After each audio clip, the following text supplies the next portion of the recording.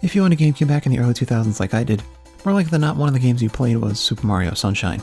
Much like its predecessor on the Nintendo 64, it was an instant classic when it released back in 2002, selling millions of copies, getting rave reviews from critics across the board, and truly defining the GameCube generation for many gamers. It's a Mario game, so I probably don't have to tell you that it was developed in-house and published by Nintendo, but this time around the father of Mario, Miyamoto Shigeru, took a bit of a back seat. He did still have a decent amount of creative control as one of the game's producers, but Sunshine's director's chair was filled by two first-time directors, Usui Kenta, a longtime level and map designer for Nintendo, and master magician Koizumi Yoshiaki.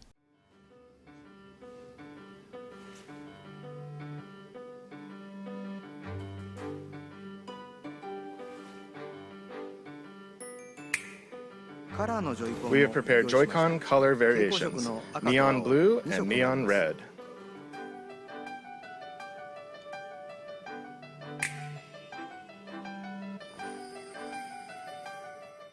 Magic.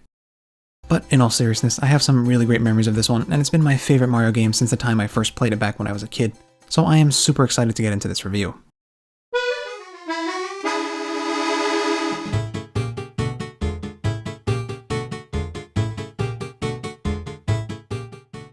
One of the greatest things that Mario Sunshine did differently to older iterations in the series was that it added a surprisingly deep and well-developed story. Mario games up until this point had some story, but Mario Sunshine was the first to really take the time to explain everything to us as we played through the game. That attention story really helps you get even more invested in the game, and the story that Nintendo came up with for Sunshine is a ton of fun. To quickly sum it up for you, Mario and Peach are going on a tropical vacation together to the beautiful Isle Delfino, but when they arrive, they find that the once idealistic island is now in a state of disarray, thanks to the work of one evil graffiti artist who looks almost exactly like Mario. Thinking he is the one responsible, the police arrest Mario and sentence him to clean up all the graffiti from across Isle Delfino. With the help of his new sentient water gun friend, the Flash Liquidizer Ultra Dowsing Device, or FLUD for short, Mario sets out to clean up the graffiti and get to the bottom of by who and for what reason he was framed. Pretty deep and interesting story setup for a Mario game, right? And it only gets better as you play through the game. As you might have noticed from the initial story setup, this is the first game where we don't start out with the princess getting captured, and it's honestly really refreshing. Now she does of course end up getting captured by the fake Mario eventually, but getting to see the events that led up to that capture was a good change for the Mario series in my opinion, and I personally really enjoyed it. Another thing you'll notice right out of the gate with Super Mario Sunshine is that it looks absolutely gorgeous. The vibrant color palette and cute cartoony art style Nintendo decided to go with for Sunshine really makes every single area look super unique and fun. In my opinion, Mario Sunshine has a ton of the most memorable levels of all time crammed into one game. I don't know about you, but I'll definitely never be able to forget levels like Bianco Hills or Rico Harbor. Each world is just so iconic, and it's honestly amazing to me that Nintendo was able to make the worlds in Super Mario Sunshine as unique as they are while staying in the confines of the tropical theme they set out for themselves this time around. In previous Mario games, especially 64, constantly changing scenery was the standard, but with Sunshine, all that was thrown out the window.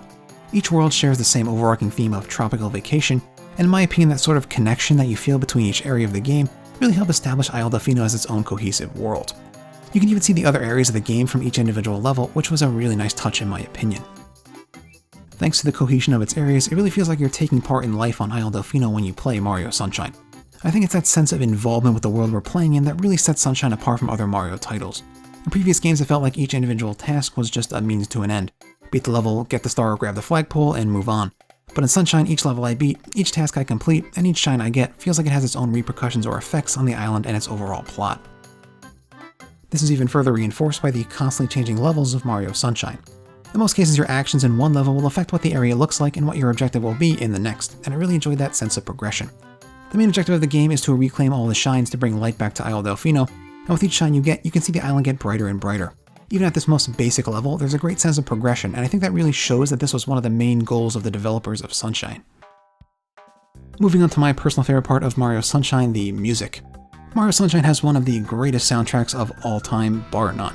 Songs like the Delfino Plaza theme or the Rico Harbor theme will never be forgotten by anyone that hears them. And that's thanks to the great work of the composers for Mario Sunshine, Tanaka Shinobu, and our old friend the Master of Disaster himself, Kondo Koji. Every single song these dudes wrote for Sunshine became an instant classic.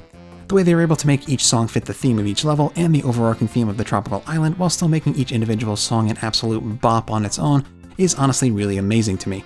If you've never heard the Super Mario Sunshine soundtrack before, what are you doing? Go listen to it right now. Now the music is of course absolutely amazing, but in the case of Mario Sunshine we also have some voice acting to go over. This was the first installment in the Mario series to use more than just a scene or two of voice acting. The larger capacity of a GameCube disc allowed for more robust cutscenes, and that meant more voice acting. However, unfortunately, the voice acting is not the greatest, and neither is the script. It sounded like someone directly translated a Japanese script into English with Google Translate and just hit the text-to-speech button.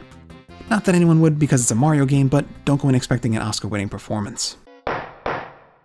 Court is now in session. As you are no doubt aware, someone has been senselessly defacing Fair Isle Delfino using some paint-like substance.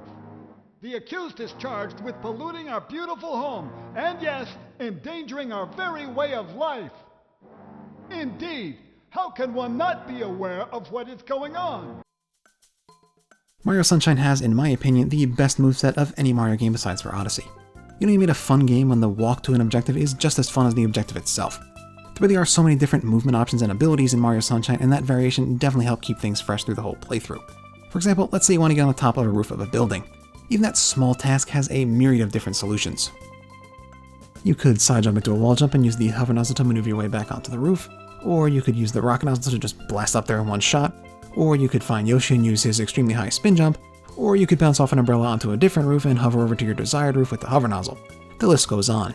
This innate freedom that the gameplay formula of Mario Sunshine affords to the player is one of the main reasons why I think this game is so much fun to so many people. Everyone can complete each individual challenge in their own way, sometimes even doing things that most likely the developers themselves didn't anticipate. And in my opinion, this freedom is made possible by the tightness of Super Mario Sunshine's controls.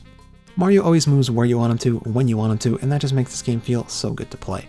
The example of this that I see most commonly used in other reviews and such is the ability to perform a spin jump almost from a complete standstill. In order to perform a spin jump forward, you have to spin the control stick all the way around, which if Mario handled more loosely could have been a real pain, but instead it just feels so natural, which is a good thing because the spin jump definitely comes in handy a lot.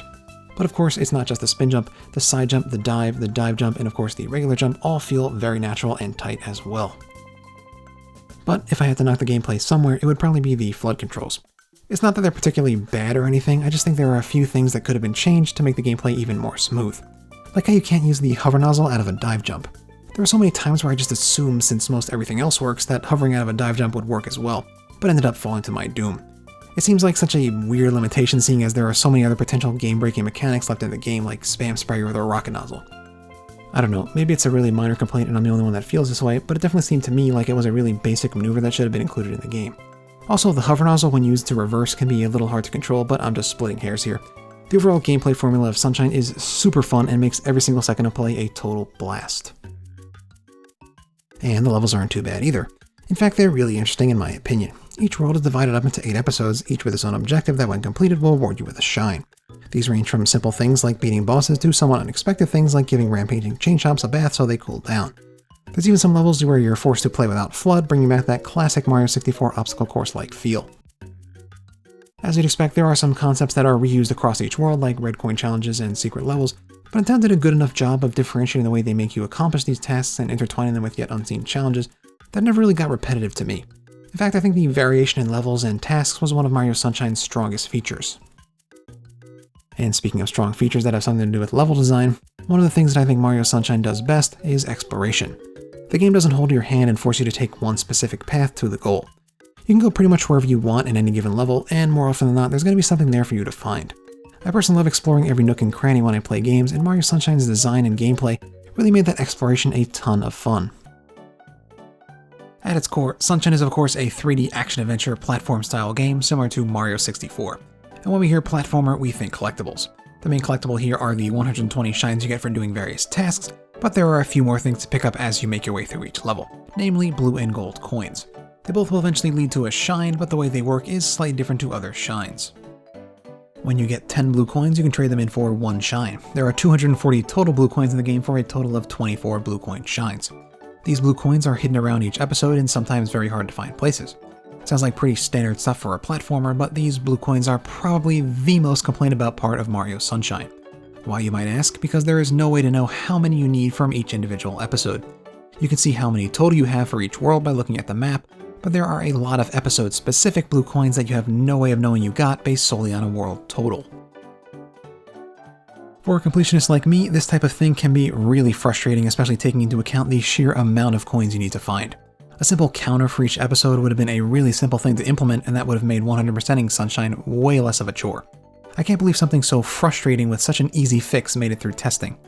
If you do plan on going for 100%, the best option in my opinion is to play through the game normally, picking up whatever blue coins you can find, and then at the end go back and use a guide to find the rest. It's not ideal, but I think it's the best option available. As for the normal coins, they are much more straightforward. You have to collect 100 coins in a single episode of each world to earn an extra shine. Not every episode has 100 coins, so you have to do a little bit of extra thinking and testing before you can get that shine, which was actually pretty interesting in my opinion. They're definitely not the best collectibles in the world, but the gold coins trump the blue coins any day of the week in my opinion. Each world in Mario Sunshine also has at least one run-in with the fake Mario who is doing all the graffiti and driving away the shine sprites. You have to chase him around, usually through a rather difficult and obstacle-heavy area of each level, while spraying him with the flood. I always liked these episodes as a kid, and that hasn't changed all these years later. Specifically, I like that these encounters force you to take a new or more difficult path in a level you already did, because it just adds even more variety to the gameplay. Now, that's not to say that these episodes are perfect. Fake Mario has very little health, meaning that compared to other episodes, the fake Mario chases are extremely short, especially if you use the spam spray. Sometimes they beat him in what felt like less than a minute, and that was just a bit underwhelming. I feel like if they added in another phase past just the simple chase, it would have made these encounters 10 times better. Like the time you have to fight the Mecha Bowser. It starts out with a simple chase, but eventually changes into a full-on boss battle. It's one of the most fun and memorable levels in the game, and I just don't understand why they didn't mimic that pattern for some of the other fake Mario chases. It didn't have to be all of them, just anything more than just that one time would have been nice. Like I said earlier, they are very fun levels on their own, but I just feel like Nintendo missed a great opportunity to make them even better. Once you manage to clear every single fake Mario encounter, Isle Delfino is flooded and the passageway to the final level, Corona Mountain, is opened. Definitely not the name they would have used if Sunshine came out in 2020. Oh wait, it did. The entryway to Corona Mountain is pretty short, but don't let that fool you. I actually had a pretty tough time making it through here, and that difficulty spike was very welcomed. Mario Sunshine up until this point definitely had its harder moments, but I never really felt like that was due to difficult level design. It was more the actual tasks set out for you that created the difficulty. Take for example the dreaded watermelon level. The difficulty there doesn't come from getting to the watermelon or getting to the end of the level, it comes from getting the watermelon to the end of the level. The level itself is very straightforward, it's the task that was difficult, but in Corona Mountain's case, the actual platforming is what was difficult. Seeing as you're allowed to use FLUDD here, I'm really surprised at how difficult they were actually able to make this section of the game. The obstacle course levels where you can't use FLUDD were also pretty challenging at times, but the fact that they take place in what seems like a different universe, and the fact that you can't use FLUDD there, make them feel like a totally separate experience in my opinion. Corona Mountain, on the other hand, is a normal level where you can use FLUDD, but still has some good challenge to it, and I really appreciated that. I would have liked to see more difficult platforming sections that use FLUDD, but I guess that's easier said than done. But getting back to the matter at hand, while we make it through Corona Mountain, we find Bowser Jr., who was revealed earlier in the game to be the fake Mario, and the kidnapped Princess Peach enjoying a soak in a giant hot tub. This is where the final boss fight takes place. The scale of the fight was really grandiose, and like other Mario games, really gave me the sense that I was fighting a final boss. However, the way you actually fight and defeat the Bowser boys is not as spectacular. In order to win, you simply have to do a super ground pound on each point around the tub they're in by using the rocket nozzle to blast yourself high up into the air. Just rinse and repeat 5 or so times and the game's over. Definitely a bit anticlimactic. Honestly, the Mecha Bowser fight would have been a better final boss fight in my opinion. Compare this fight to, say, the final boss fight in Mario Odyssey, and it's like night and day. Definitely could have used some more work, but I guess it wasn't too bad. I still had fun at the end of the day, and that's the main goal of any video game.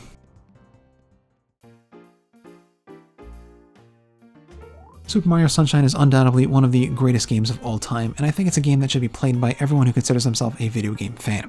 It did so many things differently to older Mario games, some of them groundbreaking innovations that would be carried on to newer installments in the series, and others that kinda missed the mark and got left in the 2000s with Sunshine. This drastic departure from what we knew as a Mario game could have been due to the change in leadership internally at Nintendo or the change in hardware to the powerful GameCube, but whatever the case may be, Mario Sunshine was and will always be one of the most influential and just plain fun gaming experiences to ever come out of Nintendo, and will remain my personal favorite Mario game of all time. I had so much fun 100% in this game again and writing this review of it, and I hope you had a good time watching as well. If you did enjoy the video, consider giving it a like, it always helps me out a ton. And if you're new here and want to see more from me in the future, consider subscribing as well. Thanks so much for watching everybody, and I'll see you in the next one. Ack out.